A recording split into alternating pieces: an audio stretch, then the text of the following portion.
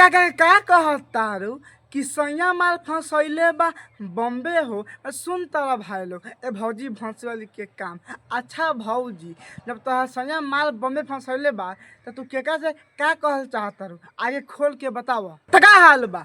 आज हम फिर से बात कैले बानी और देश प्रेमी एंड बुलेट राजा भाई। आज के वीडियो बहुत फार बा, ऐसे कहल चाहते हैं वीडियो के पूरा देखा बहुत मजा आई। तो वीडियो बनाने के बस एक ही मकसद बा, एक ही मकसद रहेला आप सभी को दिल से हंसाने के लिए, ना किसी को दिल को ठेस पहुंचाने के लिए। तो वीडियो को पूरा देखम और देखने के बाद में भूल जाम। तो बिना कोनो लानवा लहसुन के आज के वीडियो स्टार्ट करते नहीं। सुनो माई जगदम्बे बारह तारा बहनी के प्रणाम करो वो लहंगा उठा के। वाह बहुत अच्छा। सुन तारा भाई लोग कि माई जगदम्बे सैया माल फंसैले बा बम्बे ए माई जगदम्बे। अब तोहनी बताओ ये बात सुनला के बाद में अगर भौजी के पटक के मार दो जाए तो कहीं कौन आज अपना भौजाई के पटक के मारता।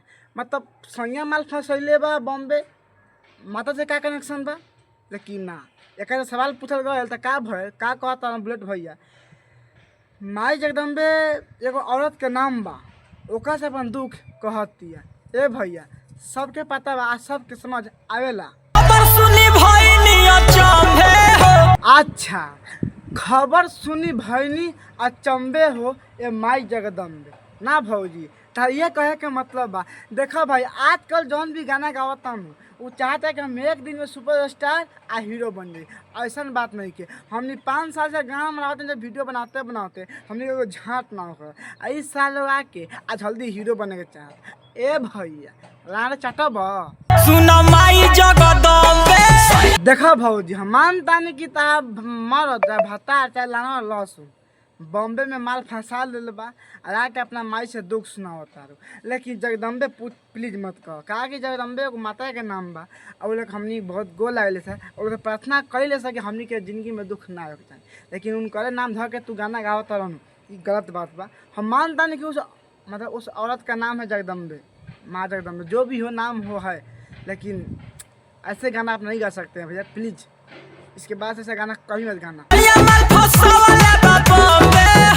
अब पटा के ना पे ले बा तारा बहनी के झाट में आग लगाओ। सुन तारा भाई लो फिर से बतिया कहतिया कि सैया माल फंसैले बा बम्बे हो। अरे भौजी सुको मनाओ कि तारा भत्ता नू बम्बे में माल फंसा के छोड़ दिले बा और ओका जगह बा हम होती नू तो कसम से कहतनी पटा के पेल गया 9 महीना के राख देती। झामुर लागल बाड़ा आ काहेला पागल बाड़ा। ए भौजी ताके पटक पेले खाती का देबू तार बहन। मतलब सुन तारा भाई लोग कैसे कहतिया काहे झामुर बाड़ा काहे पागल। ए भौजी तो साफ साफ कहो झाट ना समझ आवता। फूल मांगी ना बहार मांगी। अच्छा फूल ना मांगी ना बहार मांगी ए शर्त नहीं तो का मांगी ना तहार बहन चो तो हमरा बतावा। सुन तारा भाई लोग मुँह से कहत न बा हम फूल ना मांगी ना बहार मांगी। तब भैया भौसरी वाला तू साफ से बताओ तू मांगल का चाहता रहो? खाली हम अगिला बहार मांगी। बार सराउ झांटी में के ढील। वाह बहुत अच्छा कि खाली तारा अगिला तो हार मांगी। अब सुन तारा भाई लोग ए भैया के फूल ना चाहिए बहार ना चाहिए, बस खाली भौजी के अगिला सामान चाहिए। तहार बहिन चोदो पटक के पेल दम भौजी के झांटे में मर जीब सार बुरु छू ना हक यहाँ से। फूल मांगी ना बहार मांगी। हे भैया जी तू फूल बहार लाने वाला सुन मांगो चाहे ना मांगो, लेकिन तू भौजी के अगला मत मांगा हो। ई सुनला के बाद हमारे दिल पर का बीतता है हम जान सकते हैं, क्या कि हम बहुत प्यार ना करी लोग से।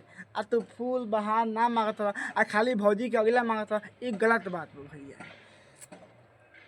एक गाना आया था भाई कि तू मगबे रोजीना रे महीना में हम 2 बार देले बानी देबे करम। ये गाना के इतना प्यार कर बानी इतना प्यार कर बानी कि भैया खुद कमेंट कर ले बारे ए भाई कहा इतना पेल तर थोड़ा आराम सी ना। तो ये गाना पर हम कितना पेली मन तो कर सार के पेल तो फाड़ दिन का करी मजबूरी बा पेल नहीं सकत।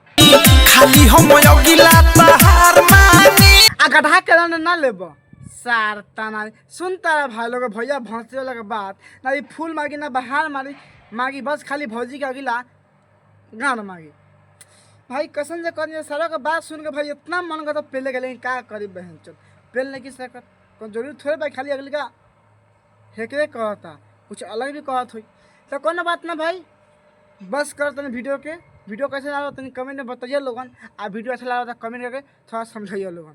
फिर से मिलते हैं नेक्स्ट वीडियो में, तब तक के लिए बाय बाय।